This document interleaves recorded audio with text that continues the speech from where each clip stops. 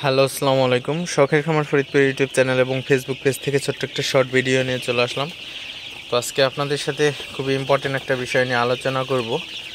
আসলে সোনালি মুরগির বাচ্চাগুলা ফিড নষ্ট করে, তো ফিডটা আসলে কিভাবে সেভ করা যায়, তো সেই বিষয়ে আলোচনা করব। তো ভিডিওটিকে স্কিপ না করে অবশ্যই শেষ পর্যন্ত দেখবেন এবং শখের খামার ফরিদপুর ইউটিউব চ্যানেলটি সাবস্ক্রাইব করবেন।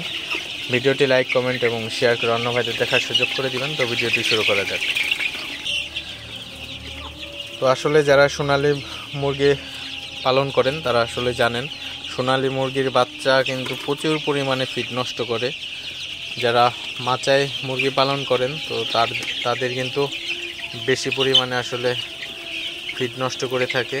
তো আমার এই শেডটা হচ্ছে মাচায়। তো আপনারা দেখতে পাচ্ছেন আমি কিন্তু খাবার পাত্রগুলো জাস্ট এমনি রেখে দিছি। তো এগুলা কিন্তু মুরগির বাচ্চা যখন ফিড খায় তখন কিন্তু আসলে মুখ দিয়ে কিন্তু মুরগির বাচ্চাগুলা ফিডগুলা বাইরে ফেলে দেয়।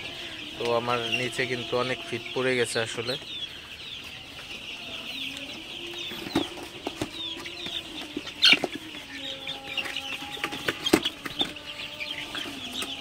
তো এই ফিডটা কিভাবে সেভ করা যায়, তো আপনারা যদি একটু দেখেন নিচে, তো নিচে কি পরিমাণে আসলে নিচে কিন্তু আমার ফিড পড়ছে। তো যাই হোক, এই ফিডটা আপনারা কিভাবে সেভ করবেন, এটা হচ্ছে আপনার বস্তা।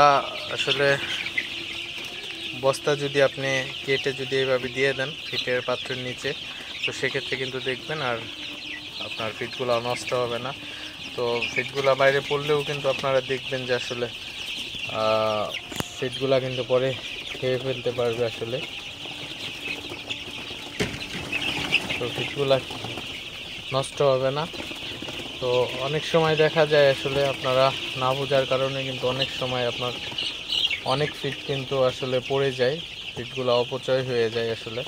তো খাবার কিন্তু আপনার তখন বেশি লাগে। তো অবশ্যই আপনারা এই জিনিসগুলো খেয়াল রাখবেন।